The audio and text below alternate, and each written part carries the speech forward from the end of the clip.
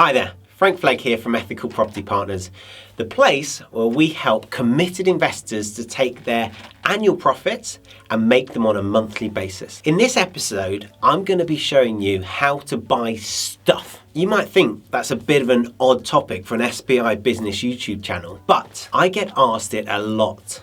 And a lot of the experts and gurus that I've read a lot about talk about it as well. So I'm going to give you a few of my thoughts on how I approach buying decisions. Now, my kids are at the age where they're starting to become more and more aware of money. They're starting to become consumers. And I have to admit, I'm struggling with it. I'm struggling with how can I best educate them to invest? How can I best educate them to be savvy consumers and to become financially literate as early as possible? They're 8 and 9 at the moment. You might say, oh, that's too young.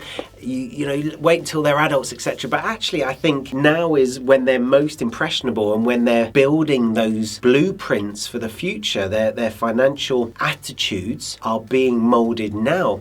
And so I've spent quite a lot of time reading about this and quite a lot of time thinking about how best to help my kids. And then it dawned on me that actually I get asked this a lot by adults. How should you go about buying stuff? So that's what I'm going to cover in this episode. So let's start off with a few thoughts. First off is Robert Kiyosaki's. I'm going to do a lot of quoting in this episode because I'm not the expert. I'm going to tell you how I do it, but I'm also going to quote how others do it. So let's start off with Robert Kiyosaki. He talks about doodads and assets. Doodads are things that cost you money that don't make you anything. They're nice to have things. So a yacht is a doodad. A meal out at a restaurant rather than sitting down and eating at home is a doodad. A sports car is a doodad. Now, you have to remember that it's not a clear definition. So he talks about assets being things that put money in your pocket every month. So buying a property that makes you £1,000 a month, that's an asset. It puts money in your pocket every month. But there's a bit of greyness in between. So I went and saw Grant Cardone at a property conference a year or so ago, probably more than a year ago now. I don't think he was here a year or so ago, probably 2 years ago now. And he stood up on stage and he said, my plane. So he's got this jet, right? He'd flown over from the States in his private jet. He said, is my jet, and he didn't use these words, but basically a doodad, or is it an asset? Is it something that helps my business? And I thought about it and I thought, well, horses, boats and planes, and some of you will know the joke I'm referring to, horses and boats and planes, they're all doodads. You know, they're nice to have, they cost you money, there's no way they're an asset. And Grant Cardone said something that really struck a chord, it really challenged me. He said, my accountant said it was a waste, it was a luxury, it was just an expense on the bottom line. But people that I spoke to who already had private jets, they said that it was an asset. They said it was something that would help me make more money. It's not Robert Kiyosaki's definition as in it puts money in your pocket, but it will help me grow my business. And I was thinking, I'm not so sure. I wasn't convinced. And he said, if you've got people to go see, you need a plane to fly there. Otherwise, you're going to spend too long driving. I thought, maybe. But actually, I could get on a British Airways plane and fly there. And then he said, what about your printer? Is your printer an expense? Or do you need it for your business? And I sat there, I thought, I wouldn't want to, I could go to the newsagents and get my photocopying done. I could, go to print.com or whatever and give them a file and they could scan and print stuff for me. But no, I want to buy a printer because what's it cost? It costs a few £100s for a decent printer and it scans. In fact, I've got 3 printers in our offices. So they scan, they print, they photocopy. It's actually a massive time-saving device. It's a massively important thing to have in our office for our business. And then I started thinking about the private jet for Grant Cardone, and I can see why actually at his level of business, I think he does about 150 million pounds a year. I think that's what they turn over a year, I think. I can see how a private jet saves him enough time, enables him to go and see enough people to go and do that. The event that he spoke at, he charged $200,000 to stand on stage for an hour. That was it. Of course, there was a bit of marketing involved as well. $200,000, maybe the plane made that possible for him to do that event and then some other events in Europe. etc. Who knows? So that's one perspective when buying stuff. Is it going to help you to make more money? Might be an asset, might be a doodad, and that's fine. There's nothing wrong with doodads. Doodads are lovely. I've got a jacuzzi, I've got a swimming pool, I was going to say a holiday home, but I've turned it into an asset. I rent it out on service accommodation now. But I've got a nice watch, for example. Those are doodads. There's no doubt about it. I think my watch is like £5,000. I could wear a 50 quid watch, no problem at all. So I think actually I do need a watch. That's true, but I only need one that tells the time. So 50 quid is probably what I need to invest in a watch. Maybe a tenner, actually. They're pretty good these days.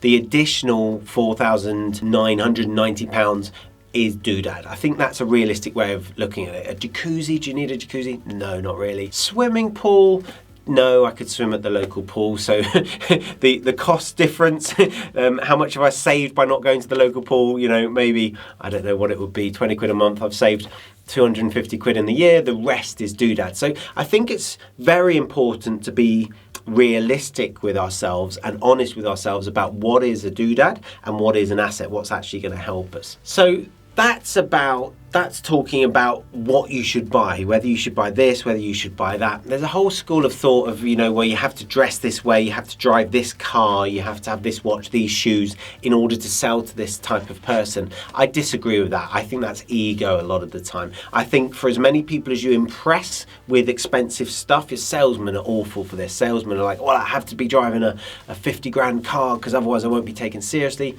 I'm not sure about that. What if you turn up on the train? Surely that's okay, Do you need £500 shoes, or could you just be wearing an £80 pair of shoes, etc.? The other question that I get asked a lot is, how should you buy something? So when you've decided to buy something, and it doesn't matter if it's a doodad or if it's an asset, and people get confused about this a lot. So if you're buying a doodad, most people think you should buy it on cash, because cash is how you should buy things that you don't need. You should never get bad debt, and there's a lot of talk about good debt and bad debt, and it's useful to consider good debt and bad debt, but it's not true to say you should buy all doodads with cash and you should buy assets with good debt. That isn't true in my opinion, and the reason for this is, I'll give you two examples, right? My jacuzzi, it was like £15,000, something like that. I could pay £15,000 for it, but they gave me interest-free credit? It was interest-free credit for like a year, and then it was, I think,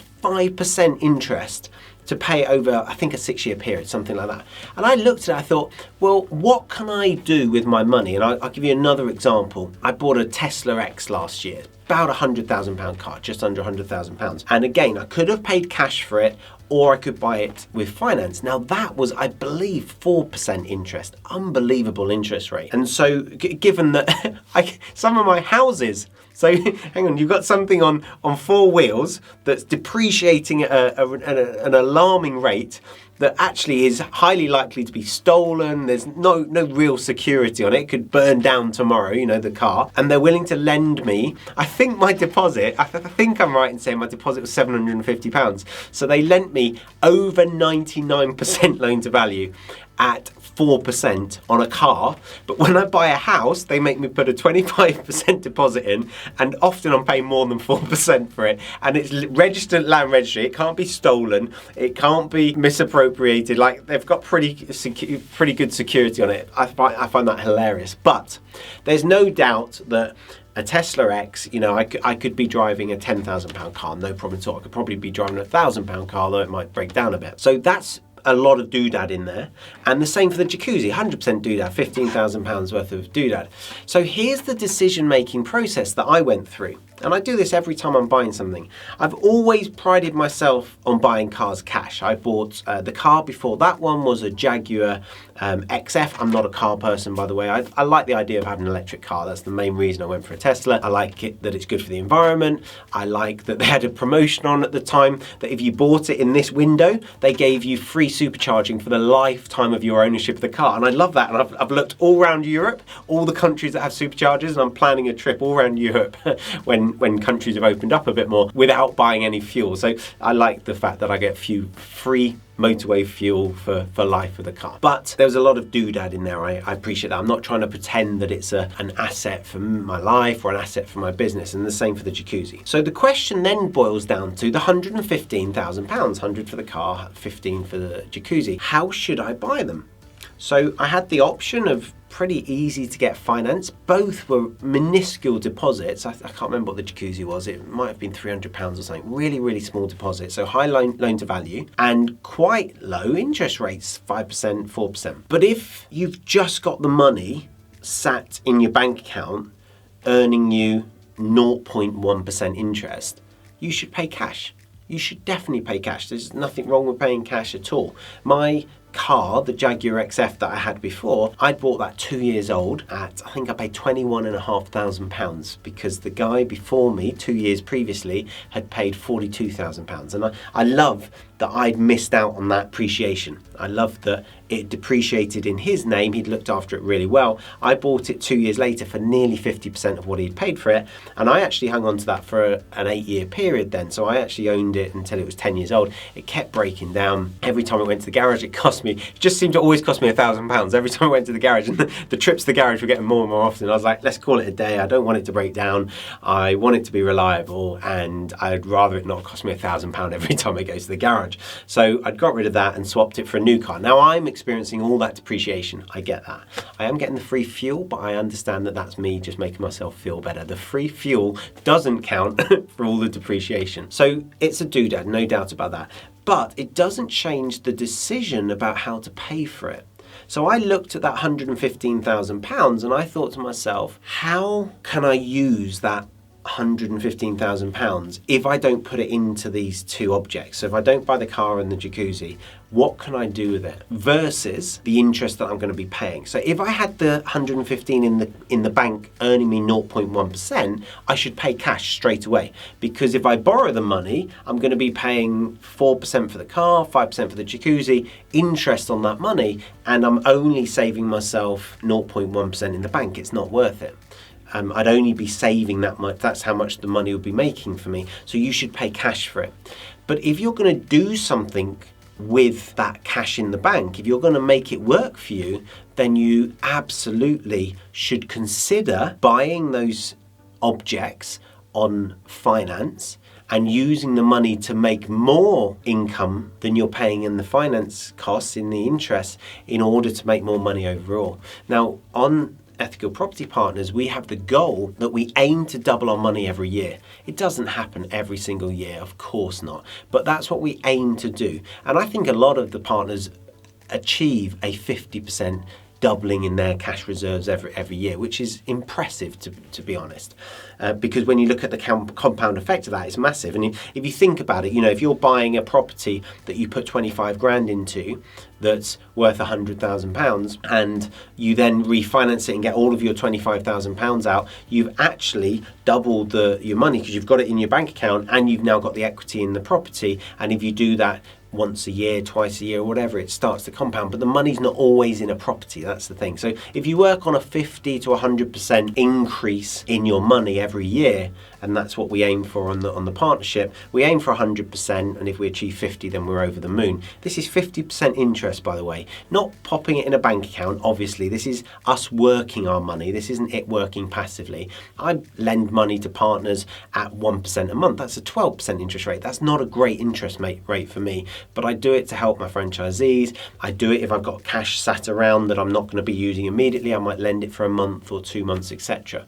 So you have to decide how hard your money is going to work for you. Now, also, people lend me money, and I sometimes will pay 1% a month, never more than that, but I'll sometimes pay 1% a month. And so if someone has the ability to earn 10 or 12% on that money, then you should be buying those objects on finance, because if you're paying 5% and you can earn 12% on the money, you're getting 7% for free. That money, that borrowed money from Tesla or the bank or Lloyds or whoever the finance provider is you're borrowing it at 5%, but you're selling it at 12%. That's well worth it.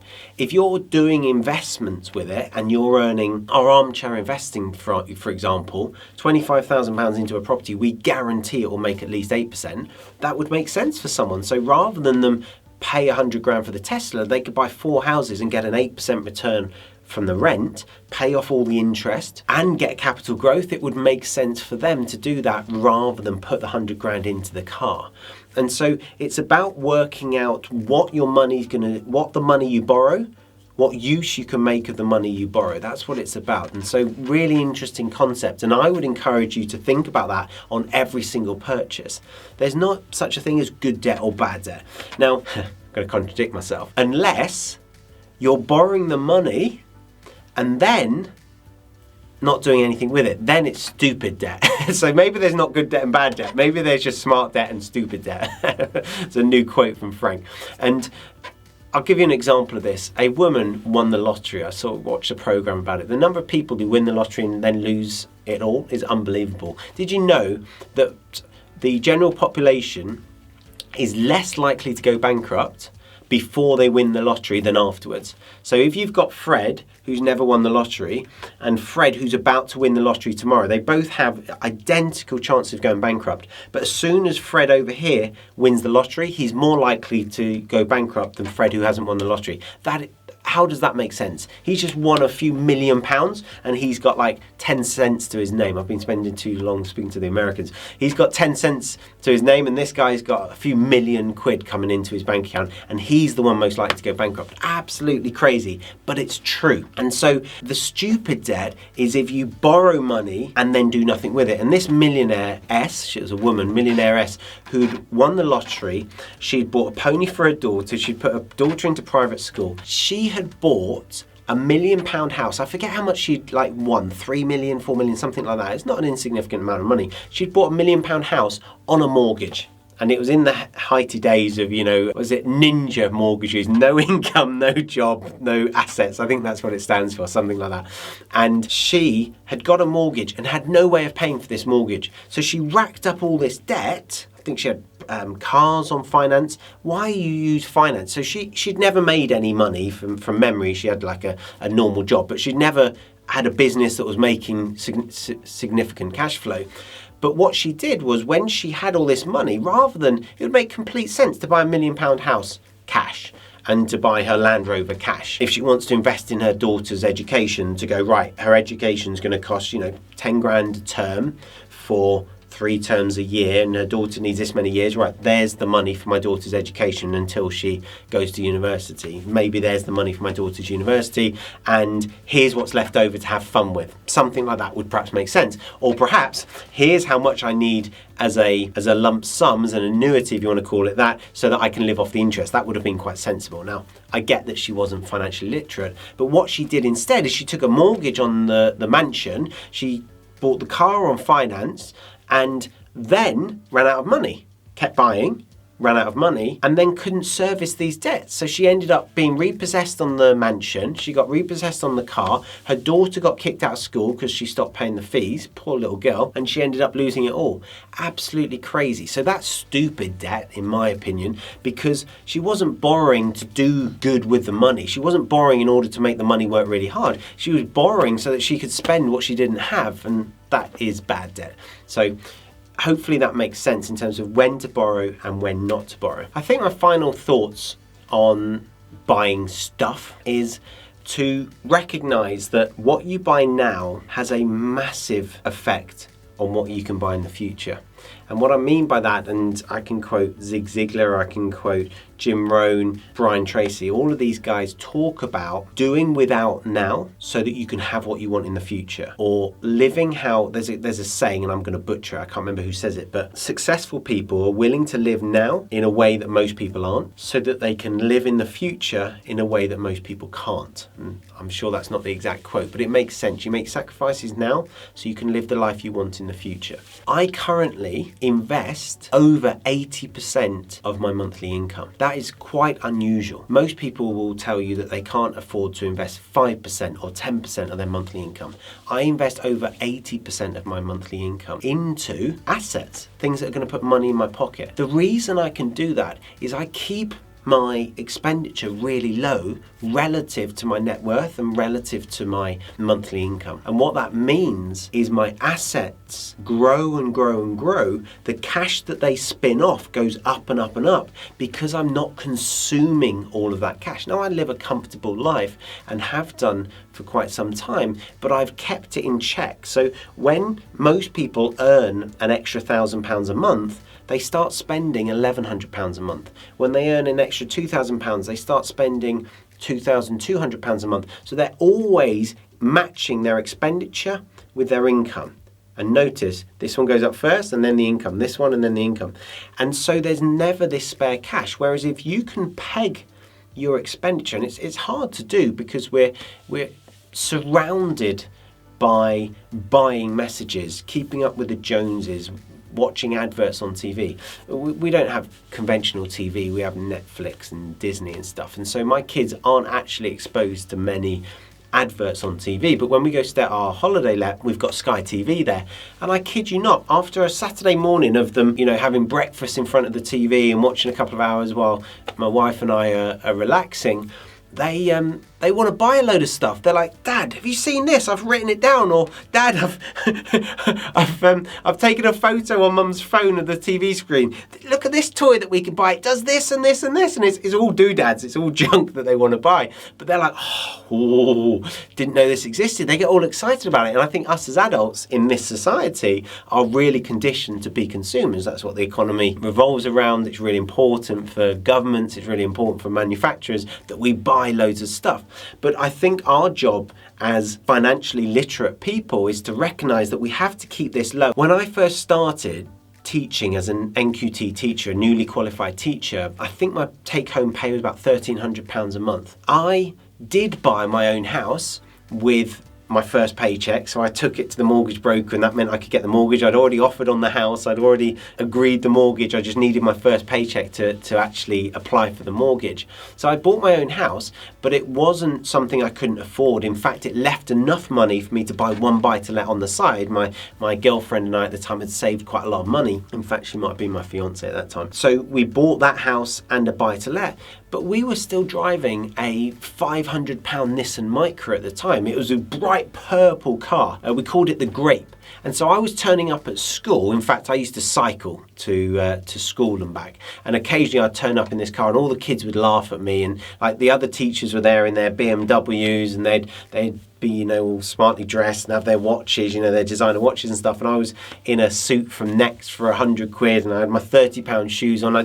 I wasn't willing even then to waste my money on doodads.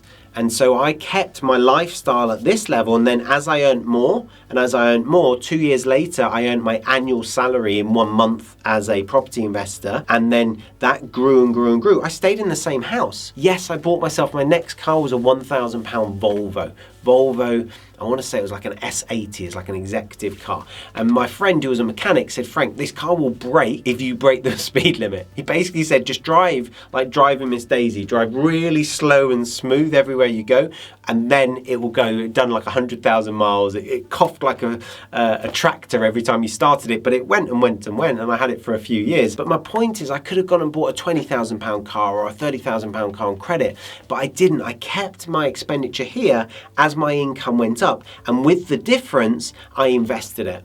And so I did a session with my franchisees recently where I was at that point investing about 80% of my income. Over the last, that was about 13 years ago.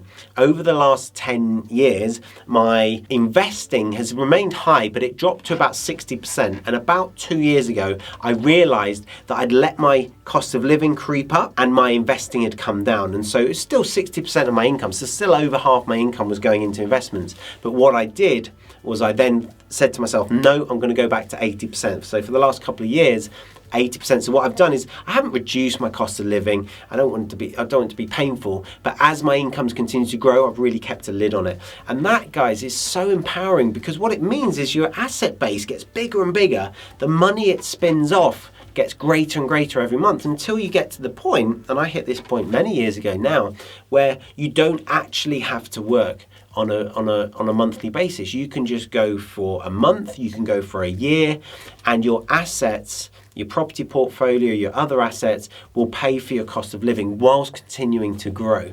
And now I've got a business, my franchisees have got businesses that also continue to grow with the teams supporting them. So we currently have 7 franchisees who've got full-time members of staff who are helping to grow their businesses when those guys are sat on the beach on holiday. So when you get a team into your business, you can leverage that team. That's a good expense in my experience, if you're thinking about printers or planes, what about team? Now that's something that's well worth investing in because they help to grow your asset base. They help to grow your SBI business. We've got 7 franchisees that are doing that, so they can go on holiday and their teams can be building their portfolio for them, building their asset base, building the amount of passive income they receive every single month. Guys, I hope you've enjoyed this rather long episode on buying stuff, quite an unusual topic, but I really wanted to go into depth and to share some of my thoughts on that, and hopefully you've got benefit from it. If you would like to hear these episodes first before anyone else, we put out 2 YouTube episodes every single week. Click on the subscribe button, hit the notification bell,